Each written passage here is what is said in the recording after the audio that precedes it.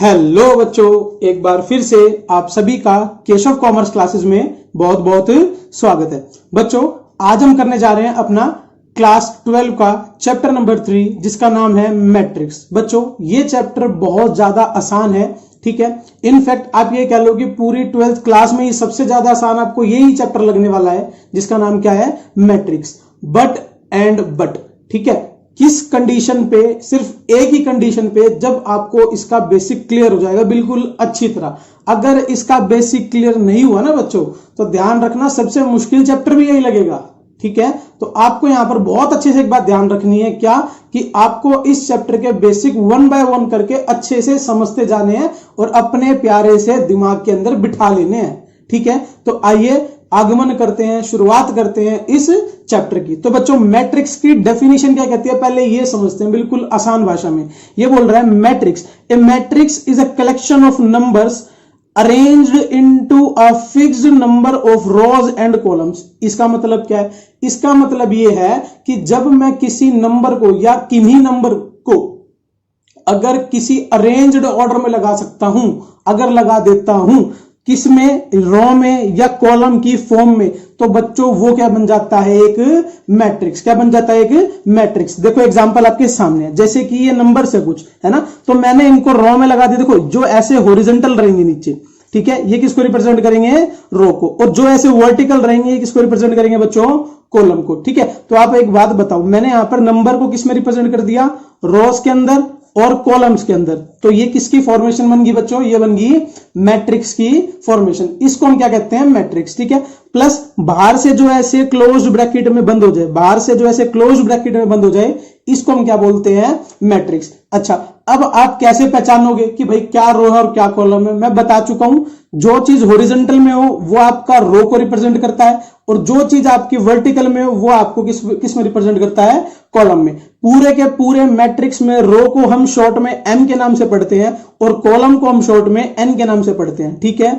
ध्यान रख लो इस बात को, शाबाश, है ना। और किसी भी मैट्रिक्स का अगर मुझे ऑर्डर्ड पेयर लिखना हो जाए, अगर किसी भी मैट्रिक्स का अगर मुझे ऑर्डर्ड पेयर लिखना हो जाए, तो बच्चों ऑर्डर्ड पेयर का लिखने का एक तरीका होता है रो इंटू कॉलम। क्या होता है, रो इंटू कॉलम, मतलब कि एम इंटू एम के जो फॉर्मेट में जाएगा वो क्या कहलाता है, मेरा उस मैट्रिक्स का ऑर्डर्ड पेयर। अब ये ऑर्डर्ड पेयर क्या है सर? ये ऑर्डर्ड पेयर एक मैट्रिक्स के एलिमेंट्स को, एक मैट्रिक्स के अंदर जो डिजिट्स, जो नंबर्स, जो अल्फाबेट्स हैं उनको रिप्रेजेंट करता है। क्या रिप्रेजेंट करता है? ये ऑर्डर, कि उसके अंदर वो कितने हैं और कितनी रो है और कितनी कॉलम है। जैसे कि इसके अंदर ध्यान से देखो, इसके अंदर कितनी रो है, 1, 2 और 3, है ना। तो m की वैल्यू बच्चों यहां पर कितनी होगी, 3, है ना। कितने कॉलम है इसके अंदर, 1, 2, 3 और 4, तो n की वैल्यू कितनी होगी, n की वैल्यू होगी बच्चों यहां पर 4। और ऑर्डर्ड पेयर को हमेशा कैसे लिखा जाता है, m इंटू n। कैसे लिखा जाता है, m इंटू n। और ऑर्डर्ड पेयर को हमेशा इसके यहां पर साथ में लिखा जाता है, ध्यान रख लोगे इस बात को, शाबाश, है ना। तो यहां पर m इंटू n क्या रिप्रेजेंट कर रहा है बच्चों, मेरा ऑर्डर्ड पेयर। और जो ऑर्डर्ड पेयर मेरा क्या है, 3 इंटू में 4। अब आप ये बोलोगे कि क्या सर मैं उसको n इंटू में m कर सकता हूं?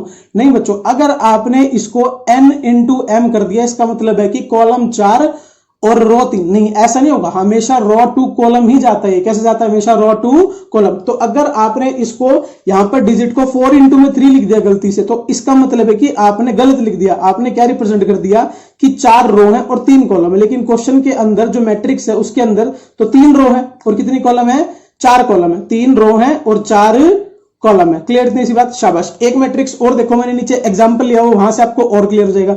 ये बोल रहा है बी एक नाम का मैट्रिक्स है ना, जिसके अंदर ध्यान से देखो 2 रो है ना, और 2 ही कॉलम है। इट मींस इसके अंदर m की वैल्यू भी 2 है और n की वैल्यू भी 2 है। आई इतनी सी बात समझ में। और बच्चों ये ऑर्डर्ड पेयर बहुत ज्यादा जरूरी है, जब तक आप ये ऑर्डर्ड पेयर नहीं समझोगे तब तक आपको क्वेश्चन में क्लैरिटी नहीं आएगी। आइए आगे देखते हैं। आगे बच्चों नेक्स्ट टॉपिक है हमारा एलिमेंट्स का। अब ये एलिमेंट्स क्या होते हैं सर? सर एलिमेंट्स होते हैं, देखो डेफिनेशन क्या बोल रही है, each and every digit, number, alphabet etcetera in the matrix is called element. मतलब कि एक मैट्रिक्स के अंदर जो जो आपको दिख रहा है, एक मैट्रिक्स के अंदर जो जो चीजें प्रेजेंट है, वो सारी की सारी चीज कंबाइंडली, कलेक्टिवली क्या कहलाती हैं, एलिमेंट्स का कॉम्बिनेशन सारा का सारा। जैसे कि यहाँ पर 3 बच्चों ये एक अपने एलिमेंट को रिप्रेजेंट कर रहा है, जैसे ये 4, ये 5, ये 6, ये सारे के सारे क्या है, ये इंडिविजुअल एलिमेंट है। ठीक है, ये क्या है, सारे के सारे इंडिविजुअल एलिमेंट। और जब इन सारे के सारे एलिमेंट को एक बॉक्स के अंदर ऐसे फिट कर दिया जाए तो वो क्या बन जाता है, मैट्रिक्स। क्या बन जाता है, वो मैट्रिक्स। ध्यान रख लो इस बात को। नेक्स्ट बच्चों हमारा ऑर्डर्ड पेयर, क्या है हमारा ऑर्डर्ड पेयर। ऑर्डर्ड पेयर मैं आपको समझा चुका हूं, है ना। ऑर्डर्ड पेयर किसकी फॉर्म में लिखा जाता है, row into column, m into n की फॉर्मेशन में। कभी भी n इंटू m मत कर देना, वो गलत फॉर्मेशन होती है। हमेशा फॉर्मेशन क्या रहेगी, m इंटू n। क्लियर, इतनी सी बात, शाबाश। जैसे कि यहां पर देखो एग्जाम्पल है ना, 3 4 5 6 7 8 9 10 और 11, है ना। इन सब ने अपने आप को एक मैट्रिक्स के अंदर फिट कर दिया। तो ये आपसे पूछ रहा है कि इसका ऑर्डर्ड पेयर क्या होगा। तो ऑर्डर्ड पेयर रो इंटू कॉलम होता है। तो रो गिन लो, 1 2 3, तो 3 तो रो है। कितने कॉलम है, 1 2 3, 3 ही कॉलम है। तो इसका ऑर्डर्ड पेयर क्या होगा बच्चों, 3 इंटू 3। किसका ऑर्डर्ड पेयर होगा, इसका 3 इंटू 3। ध्यान रख लोगे इस बात को, शाबाश, है ना। आइए अब हम 1 2 और एग्जांपल देखते हैं किसके, ऑर्डर्ड पेयर के। देखो ऑर्डर्ड पेयर का अगला एग्जांपल है हमारे सामने। जैसे कि यहां पर ये बोल रहा है कितनी रो है, 1 और 2। 2 रो मेरे सामने प्रेजेंट है। कॉलम कितने, 1 2 3 और 4। जो हॉरिजॉन्टल है बच्चों वो रो है, जो वर्टिकल है वो क्या है, मेरे कॉलम है। ठीक है, तो यहां पर 2 इंटू 4 का क्या बन गया, मेरा ऑर्डर्ड पेयर या फिर ऑर्डर पेयर। ध्यान रख लोगे, क्योंकि रो 2 है और कॉलम 3 है ना। ऐसे ही बच्चों नेक्स्ट क्वेश्चन आ गया हमारे सामने। ये बोल रहा है 1 2 3 और 4, है ना। ध्यान से देखो, इसमें एक ही रो है, सिर्फ और सिर्फ एक ही रो है, और कॉलम कितने, 1 2 3 और 4। अब आप बोलोगे सर ये तो इंडिविजुअली डिजिट है, तो ये थोड़ी कॉलम को रिप्रेजेंट कर रहे हैं बच्चों, ये भी कॉलम को रिप्रेजेंट कर रहे हैं। ये मैटर नहीं करता कि रो एक है ना। आप ये देखो कि ऐसे वर्टिकल में कितने अलग अलग कॉमास कटे हुए हैं इसके अंदर, मतलब कि कितने कॉमास ने इसको काटा हुआ है। तो ध्यान से देखो, 3 कॉमास ने काटा हुआ, और कितने पार्ट्स में, 4 पार्ट्स में, है ना। तो 1 2 3 और 4, तो 4 कितने हो गए इसके कॉलम। तो ऑर्डर्ड पेयर इसका क्या हो गया, 1 इंटू 4 का, है ना। ऐसे ही ठीक मैंने देखो नेक्स्ट क्वेश्चन ले लिया जिसमें सारे के सारे कॉलम्स में रिप्रेजेंट है ना। तो ध्यान से देखो, रो कितनी है, 1 रो और 2 रो, है ना। रो को हमेशा ऐसे गिना करो और कॉलम को स्टैंडिंग में गिना करो, है ना। और कॉलम कितने, 1 है। तो मतलब कि ऑर्डर्ड पेयर क्या हो गया, 2 इंटू 1 का। यहां तक आई बात समझ में, यहां तक आई थिंक आपको सारा का सारा समझ में आ गया होगा। एक बार वीडियो को रिवाइंड करके देखें, आपको सारी की सारी कंसेप्ट में क्लियरिटी आ जाएगी। ठीक है बच्चों, शाबाश। अब हम चलते हैं बच्चों अपने नेक्स्ट टॉपिक पे। नेक्स्ट टॉपिक आपको ये बोल रहा है, how to know the place and position of element. एक एलिमेंट का प्लेस और उसकी पोजीशन कैसे पहचानने। तो बच्चों हर एलिमेंट डिफरेंट होता है, मतलब कि डिफरेंट का मतलब यहां पर ये नहीं कि एलिमेंट हर एक डिफरेंट होता है, एलिमेंट सेम भी हो सकते हैं, बट एलिमेंट की पोजीशन सबकी डिफरेंट होती है। कोई भी एलिमेंट की पोजीशन एक दूसरे का क्रॉस नहीं करती। अब एलिमेंट की पोजीशन रिप्रेजेंट कैसे होती है बच्चों, एलिमेंट की पोजीशन रिप्रेजेंट करने के लिए आपके सामने एक सिंबलिक फॉर्म लिखी हुई है, क्या, ए प्रीफिक्स आई इंटू जे। ए प्रीफिक्स आई इंटू जे, मतलब कि ए आई जे, आई और जे यहां पर अलग से आप लिख लेना। जैसे कि आपने इकोनॉमिक्स में भी इलास्टिसिटी के नीचे ईडी लिखा था, याद है, इकोनॉमिक्स में इलास्टिसिटी के यहां पर नीचे ईडी लिखा था, है ना। वैसे ही यहां पर क्या लिखोगे, ए आई जे। अब ये आई जो बच्चों ये रो को रिप्रेजेंट कर रहा है, और जो जे है वो कॉलम को रिप्रेजेंट कर रहा है। ठीक है, जो आई है वो रो को रिप्रेजेंट कर रहा है, और जे किसको रिप्रेजेंट कर रहा है, कॉलम को। अब हम समझते हैं ये आई जे कैसे रिप्रेजेंट कर रहे हैं, वो समझते हैं। ध्यान से देखो, ये बताओ, जो ये एलिमेंट 1 है बच्चों, ये 1 एलिमेंट है ना। क्या ये मेरी पहली रो का एलिमेंट है, देखो फर्स्ट रो का एलिमेंट है, 3 रो है, तो 3 में से पहली रो का एलिमेंट है, और पहले ही कॉलम का एलिमेंट है, मतलब कि मेरी रो का एलिमेंट भी फर्स्ट है, कॉलम का एलिमेंट भी फर्स्ट है। तो मैं क्या बोल दूं, जो मेरा 1 है वो किसको रिप्रेजेंट कर रहा है, A11 को। किसको, A11 को। यहां पर बच्चों 1 किसको रिप्रेजेंट कर रहा है, रो को, और सेकंड किसको रिप्रेजेंट कर रहा है, कॉलम को। मैंने आपको हमेशा से बोला था, हमेशा रो इंटू कॉलम चलता है, या फिर रो से कॉलम की बात में चलती है। ठीक है, ऐसे ही बच्चों 2 किसको रिप्रेजेंट कर रहा है, देखो ध्यान से, फर्स्ट रो के अंदर आ रहा है, तो A1 को रिप्रेजेंट कर रहा है, A1, है ना। और कॉलम कौन सा, कॉलम सेकंड है, तो कॉलम सेकंड लिख दिया। ठीक है, ऐसे ही 3 किसको रिप्रेजेंट कर रहा है, 3 रिप्रेजेंट कर रहा है बच्चों फर्स्ट रो को और थर्ड कॉलम को, तो फर्स्ट रो को और थर्ड कॉलम को, है ना। ऐसे ही 4, ध्यान से देखो, 4 किसको रिप्रेजेंट कर रहा है, सेकंड रो को और फर्स्ट कॉलम को, मतलब कि सेकंड रो 2 और 1, है ना, 2 और 1। ध्यान से देखो 4 एक और है, ये किसको रिप्रेजेंट कर रहा है, थर्ड रो को और थर्ड कॉलम को। किसको, थर्ड रो को और थर्ड कॉलम को, तो 3। क्लियर। ऐसे ही 5 किसको रिप्रेजेंट कर रहा है, 5 रिप्रेजेंट कर रहा है सेकंड रो को सेकंड कॉलम को, सेकंड रो को सेकंड कॉलम को। ऐसे ही 6 किसको रिप्रेजेंट कर रहा है, सेकंड रो को थर्ड कॉलम को, सेकंड रो को थर्ड कॉलम को। ऐसे ही 7 किसको रिप्रेजेंट कर रहा है, ध्यान से देखो, 7 किसको रिप्रेजेंट कर रहा है, 7 रिप्रेजेंट कर रहा है थर्ड रो को, मतलब कि A3, है ना, और फर्स्ट कॉलम को A1। ठीक है, ऐसे ही 8 किसको रिप्रेजेंट कर रहा है, 8 रिप्रेजेंट कर रहा है थर्ड रो को, है ना, और सेकंड कॉलम को, किसको, सेकंड कॉलम को। क्लियर आपको अच्छे से सारी की सारी बातें कि मैं अपने एलिमेंट्स को कैसे रिप्रेजेंट करता हूं AIJ में अपने एलिमेंट्स को कैसे रिप्रेजेंट करता हूं। अब पेपर में क्वेश्चन कैसे आएगा सर, यहां से सर पेपर में क्वेश्चन यहां पर ऐसे आएगा, फॉर एग्जांपल उसने आपको ये मैट्रिक्स बना के दे दिया, ठीक है, उसने आपको ये मैट्रिक्स बना के दे दिया, वो आपसे पूछ लेगा सर मुझे A13 की वैल्यू बता दो, किसकी वैल्यू बता दो, A13 की वैल्यू। तो A13 की वैल्यू आपको कितनी है, 3, क्योंकि आपको ढूंढना है इसके अंदर कि A13 को कौन सा एलिमेंट रिप्रेजेंट कर रहा है। तो A13 को यहां पर बच्चों 3 है ना, 3 नंबर डिजिट रिप्रेजेंट कर रहा है। क्लियर इतनी सी बात, ठीक है। तो मैं इसको कैसे लिख सकता हूं, इस फॉर्मेशन में लिख सकता हूं, जब मैं इसको किस में लिखूंगा, अपनी AIJ की फॉर्म में। किसकी फॉर्म में, AIJ की फॉर्म में जब मैं इसको रिप्रेजेंट करूंगा तो ये मेरा मैट्रिक्स इस फॉर्म में रिप्रेजेंट हो जाएगा। ध्यान से देखो, 1 किसको रिप्रेजेंट कर रहा था, A11 को, तो यहां पर इसकी जगह A11 लिख दिया, है ना। 2 किसको रिप्रेजेंट कर रहा था, A12 को, तो इसकी जगह A12 लिख दिया। ऐसे ही सारे के सारे मैंने 1 बाय 1 करके रिप्लेस कर दिए। तो आपको आया समझ में कि इस मैट्रिक्स में और इस मैट्रिक्स में कोई फर्क नहीं है। यहां पर वो एलिमेंट्स को एक्चुअल दिखा रहा है, यहां पर वो एलिमेंट्स का प्लेस बता रहा है कि ये एलिमेंट्स किस प्लेस को रिप्रेजेंट कर रहा है, मतलब कि किस रो में, किस कॉलम में ये एलिमेंट प्रेजेंट है। क्लियर इतनी सी बात, यहां तक आपको आया समझ में, शाबाश, है ना। अब ध्यान से देखो नेक्स्ट बच्चों, बी पार्ट, बी आपको एक यहां पर मैट्रिक्स दे रखा है। यहां से आप देखोगे बच्चों कि मैट्रिक्स कंपेयर भी हो जाते हैं।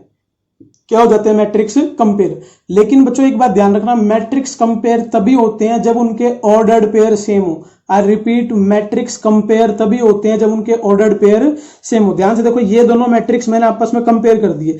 क्यों कंपेयर कर दिए, दोनों का ऑर्डर्ड पेयर सेम है। इसका ऑर्डर्ड पेयर क्या है, इसका ऑर्डर्ड पेयर है 1 into में 3, है ना, 1 into में 3, क्योंकि इसके अंदर 1 रो है, ये भी 1 रो, और कॉलम 1 2 और 3 कॉलम है, तो 3 कॉलम आ गए।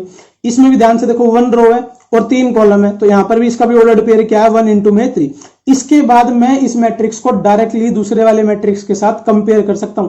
कंपेयर इन द सेंस, जो फर्स्ट रो फर्स्ट कॉलम पे है वो फर्स्ट रो फर्स्ट कॉलम पे वहां पर भी होगा, तो दोनों आपस में इक्वल हो जाएंगे, क्योंकि दोनों के बीच में किसका साइन लगा हुआ है, इक्वालिटी का, है ना। ऐसे 2 किसके बराबर हो जाएगा, A12 के, ऐसे 3 किसके बराबर हो जाएगा, A13 के लिए।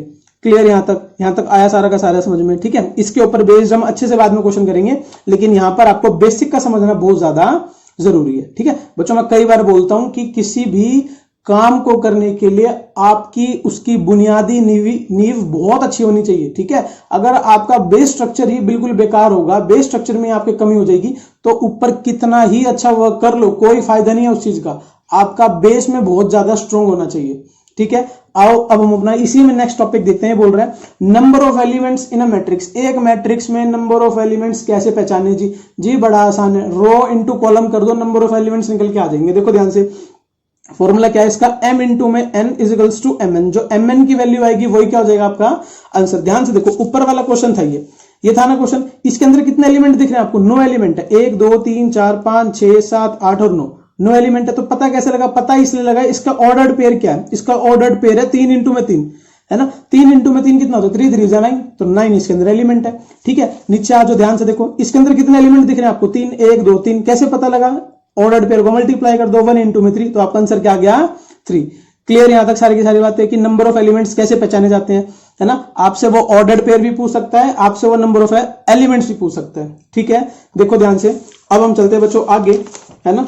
आगे चलते हैं, हम आगे क्या बात कर रहा है, आगे ये इसके कुछ एग्जांपल्स ले आया, है ना। एग्जांपल्स में देखो, एग्जांपल डिस्कस करते हैं। एग्जांपल में बोल रहा है कि ऑर्डर्ड पेयर आपको दे रखा है 4 इंटू में 3। ऑर्डर्ड पेयर क्या दे रखा है, 4 इंटू में 3। आपसे पूछ रहा है नंबर ऑफ एलिमेंट्स क्या होंगे, नंबर ऑफ एलिमेंट्स जी 4 इंटू में 3 12 हो जाएंगे, ठीक है। सेकंड केस में ऑर्डर्ड पेयर दे रखा है 5 इंटू 4। क्या दे रखा है, 5 इंटू 4। आपसे पूछ रहा है नंबर ऑफ एलिमेंट्स क्या हो जाएंगे, 5 इंटू 4 20, तो 20 मेरे क्या हो जाएंगे, नंबर ऑफ एलिमेंट्स। अब बच्चों चलते हैं इसके रिवर्स प्रोसेस पे। रिवर्स प्रोसेस में क्या कह रहा है, रिवर्स प्रोसेस में समझते हैं। रिवर्स प्रोसेस का मतलब है कि इसका ठीक उल्टा, है ना। इसने क्या बोला, ये बोला when number of elements is given and possible number of ordered pair is asked. मतलब क्या है, मतलब ये है कि अब की बार वो आपको नंबर ऑफ एलिमेंट्स दे देगा। वो बोलेगा जी इसके अंदर 6 एलिमेंट है, इसके अंदर 12 एलिमेंट है, इसके अंदर 18 एलिमेंट है, इसके अंदर 25 एलिमेंट है। तो ये बताओ कि क्या क्या possible number of ordered pair हो सकते हैं। तो नंबर ऑफ ऑर्डर्ड पेयर का सीधा सा मतलब है आप उसके मैक्सिमम नंबर ऑफ मल्टीपल्स तोड़ दो, क्या कर दो आप, उसके मैक्सिमम नंबर ऑफ मल्टीपल्स तोड़ दो। जैसे कि अगर वो बोल दे कि आपके नंबर ऑफ एलिमेंट 3 है, आपके नंबर ऑफ एलिमेंट 3 है, तो एक बात बताओ, अगर 3 नंबर एलिमेंट में है, मतलब कि मुझे एक मैट्रिक्स के अंदर 3 नंबर दे रखे हैं, तो बच्चों वो 3 नंबर कैसे हो सकते हैं, या तो ऐसे होंगे A11, A12, A13, ये हो गए 3 नंबर, है ना, या फिर वो नंबर ऐसे होंगे A11, A21 और A31, ऐसे होंगे। तो इसके अलावा तो कोई और तरीका है ही नहीं है ना, क्यों, तो मैं इसको क्या बोल सकता हूं, 1 इंटू में 3 इसका ऑर्डर्ड पेयर है, इसको क्या बोल सकता हूं, 3 इंटू में 1 इसका ऑर्डर्ड पेयर है। तो आपको ऐसे ऐसे ध्यान रखना पड़ेगा कि ऐसे ऐसे कितने मल्टीपल्स अरेंज हो सकते हैं। तो देखो ध्यान से, ये पहला बोल रहा है नंबर ऑफ एलिमेंट्स 6 है, नंबर ऑफ एलिमेंट्स क्या, तो देखो ऑर्डर्ड पेयर क्या क्या हो सकते हैं, 1 इंटू में 6 हो सकता है, क्योंकि दोनों को मल्टीप्लाई करके 6 आएगा, 6 इंटू में 1 हो सकता है, दोनों को मल्टीप्लाई करके 6 आएगा। ध्यान से रखना, 1 इंटू में 6 और 6 इंटू में 1 दोनों अलग अलग है। मैं आपको पहले भी बता चुका हूं, जो पहला होता है वो m को रिप्रेजेंट करता है और जो दूसरा होता है वो n को रिप्रेजेंट करता है। तो पहले वाला किसको रिप्रेजेंट कर रहा है, रो को, दूसरे वाला किसको रिप्रेजेंट कर रहा है, कॉलम को। ठीक है, ऐसे 2 और 3 और 3 और 2 भी हो सकते हैं, इसके अलावा इसका कोई और ऑर्डर्ड पेयर पॉसिबल नहीं है। ठीक है, एक और देखो, नीचे बोल रहा है number of elements is 12, number of elements कितने दे दिए, 12, तो 12 के कितने पॉसिबल ऑर्डर्ड पेयर हो सकते हैं वो देख लो। जैसे कि 1 इंटू में 12 या फिर 12 इंटू में 1, ये दोनों आपस में बराबर नहीं है, दोनों दोनों अलग हैं। ठीक है, 2 इंटू में 6 या फिर 6 इंटू में 2, ये भी अलग है ना, 3 इंटू में 4 या फिर 4 इंटू में 3। क्लियर, तो बच्चों ये सारे के सारे क्या बन जाएंगे, उसके ordered pair, possible number of ordered pair. यहां तक आपको सारा का सारा समझ में आया। ठीक है, कुछ भी मुश्किल नहीं था। ठीक है, जितना हमने अब तक करा वो सारा का सारा बेसिक का पार्ट था। ठीक है, आई होप आपको यहां तक का सारा समझ में आया होगा। आओ बच्चों, अब हम शुरू करते हैं अपनी एक्सरसाइज 3.1 के कुछ स्टार्टिंग के क्वेश्चंस, जहां से आपको थोड़ा आइडिया हो जाएगा कि मुझे अपने मैट्रिक्स के क्वेश्चंस को कैसे डील करना है। ठीक है बच्चों, तो आइए हम शुरू करते हैं अपनी एक्सरसाइज 3.1। ठीक है, 1 बाय 1 करके समझते चले जाएंगे कि भाई 3.1 में क्या क्या बातें हो रही हैं और कैसे कैसे क्वेश्चन को डिस्कस करा जा रहा है। तो बच्चों, जो क्वेश्चन दे रखा है, क्वेश्चन देखो क्या दे रखा है, उसने एक मैट्रिक्स दे रखा है मुझे, पहले क्वेश्चन में उसने मुझे मैट्रिक्स दे रखा है ए, है ना, क्या मैट्रिक्स का एलिमेंट है, 2, 5, 19, -7, 35, -2, 5/2, 12, √2, 1, -5 और 17। ठीक है बच्चों, ये मुझे क्या दे रखा है, उसने एक मैट्रिक्स दे रखा है। उसके बाद बैक टू बैक उसने 3 क्वेश्चन पूछे हैं। पहले पार्ट में वो क्या पूछ रहा है, पहले पार्ट में वो पूछ रहा है the ordered pair of the matrix, मतलब कि मैट्रिक्स का ऑर्डर्ड पेयर क्या होगा, है ना। तो ध्यान से देखो, हम यहां पर लिख देंगे as number of rows is equals to 3 and number of column is 4, है ना, नंबर ऑफ कॉलम इज 4। हमारे पास दोनों का दोनों गिवन है, कॉलम भी और रो भी, है ना। ध्यान से देखो, कॉलम की स्पेलिंग गलत होगी, COLUMN, ये होती है बच्चा कॉलम की स्पेलिंग, ध्यान रखना इस बात को। ठीक है ना। ये हमारे को नंबर ऑफ रोज पता लग गई, नंबर ऑफ कॉलम्स पता लग गए, तो मैं यहां से क्या अपना ऑर्डर्ड पेयर लिख सकता हूं, जी बिल्कुल, ordered pair is equals to m into n। तो बच्चों कितना हो जाएगा, 3 इंटू 4। ये था हमारे पहले पार्ट का क्लियर कट टू आंसर। ठीक है, आइए सेकंड पार्ट पे चलते हैं। सेकंड पार्ट में उसने आपको दे दिया, ध्यान से देखो, सेकंड पार्ट में वो आपसे क्या पूछ रहा है, सेकंड पार्ट में वो आपसे पूछ रहा है कि नंबर ऑफ एलिमेंट्स, क्या पूछ रहा है, नंबर ऑफ एलिमेंट्स। तो डायरेक्ट निकाल देते हैं, number of elements is equals to 3 into 4, तो कितना आ जाएगा आंसर बच्चों, 12। ये मेरा आंसर हो गया 12। डन, इतनी सी बात, शाबाश। अब हम चलते हैं अपने थर्ड पार्ट पे। थर्ड पार्ट में वो आपको क्या बोल रहा है, थर्ड पार्ट में वो बोल रहा है आपको A13 की वैल्यू बता दो। किसकी वैल्यू बता दो, A13, है ना। और फिर वो पूछ रहा है आपसे A21 की वैल्यू बता दो। किसकी वैल्यू, A21 की वैल्यू, जी बता देंगे। फिर वो पूछ रहा है आपसे A24 की वैल्यू बता दो, जी बता देंगे। फिर वो आपसे पूछ रहा है A23 की वैल्यू बता दो, जी ठीक है, A23 की वैल्यू भी बता देंगे। मतलब कि जिसकी वैल्यू क्वेश्चन ने मेरे से पूछी है, मैं सबकी वैल्यू बता सकता हूं। बच्चों एक पॉइंट छूट गया, वो आपसे A33 की वैल्यू भी पूछ रहा है। ठीक है, ये वाली भी वैल्यू बता देंगे। तो ध्यान से देखो, अपने मैट्रिक्स के अंदर जो हमारे पास मैट्रिक्स है, जो A13 है, जो A13 है उसकी वैल्यू कितनी हो जाएगी बच्चों, 19। कितनी हो जाएगी उसकी वैल्यू, 19, है ना। क्योंकि A13 कहां पर है, देखो ध्यान से, A13 किसको रिप्रेजेंट कर रहा है, फर्स्ट रो थर्ड कॉलम। किसको, फर्स्ट रो थर्ड कॉलम। देखो फर्स्ट रो थर्ड कॉलम, तो ये रहा 19। ठीक है, ऐसे ही अब सारे के सारे आप खुद देखो, क्वेश्चन को साथ साथ देखा करो, क्वेश्चन में क्लैरिटी आ जाएगी। ठीक है, सेकंड देखो, सेकंड में वो आपको बोल रहा है A21, किसको बोल रहा है A21, तो बच्चों ये किसको रिप्रेजेंट कर रहा है 35 को, किसको रिप्रेजेंट कर रहा है 35 को। ऐसे ही वो रिप्रेजेंट कर रहा है आपको A24 को, किसको A24 को कौन रिप्रेजेंट कर रहा है बच्चों 12, कौन रिप्रेजेंट कर रहा है 12।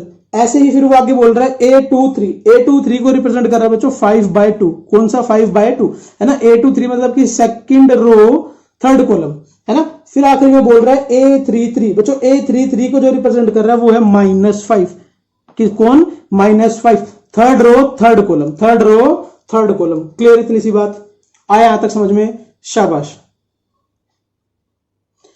आओ बच्चों, अब हम अपना सेकंड क्वेश्चन डिस्कस करते हैं। सेकंड क्वेश्चन में बोल रहा है कि अगर एक मैट्रिक्स के अंदर 24 एलिमेंट हो, क्या, अगर एक मैट्रिक्स के अंदर 24 एलिमेंट हो तो possible number of ordered pair क्या होंगे। मैंने आपको सिखा रखा है, तो देखो ध्यान से, एज नंबर ऑफ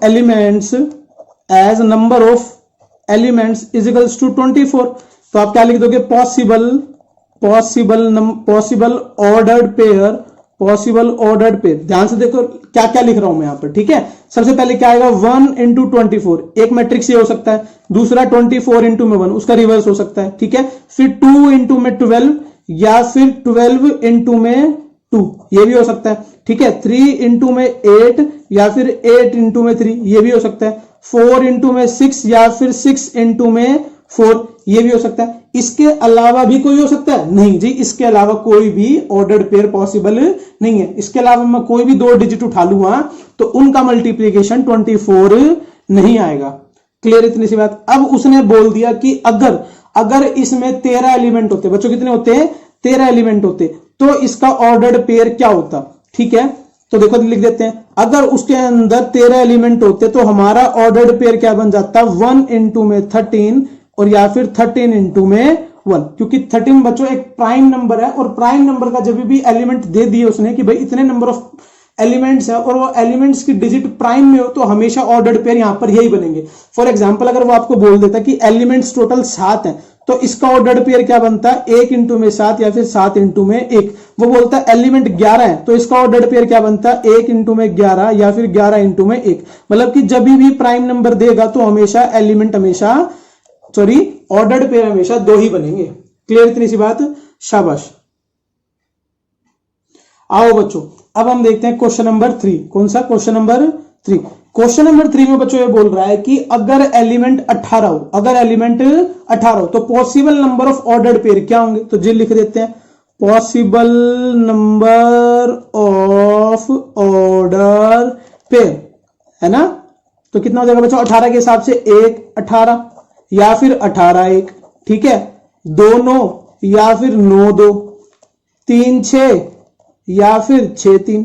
इसके अलावा कोई और हो सकता है? जी बिल्कुल नहीं, इसके अलावा और कोई भी ऑर्डर्ड पेयर पॉसिबल नहीं है। ठीक है, वो बोल रहा है अगर एलिमेंट 5 होते तो ऑर्डर क्या होते। अगर एलिमेंट 5 होते तो ऑर्डर्ड पेयर बच्चों क्या हो जाते, 1 5 और 5 1। मैंने 2 मिनट पहले ही समझाया कि ऑर्डर्ड पेयर अगर जो एलिमेंट है अगर वो प्राइम नंबर दे दे, है ना, जो टोटल नंबर ऑफ एलिमेंट है वो आपको अगर प्राइम दे दे, वो कोई प्राइम नंबर हो जाए, तो ऑर्डर्ड पेयर हमेशा 2 ही बनेंगे। ऑर्डर्ड पेयर हमेशा 2 ही बनेंगे। यहां तक का क्वेश्चन आपको क्लियर बच्चों?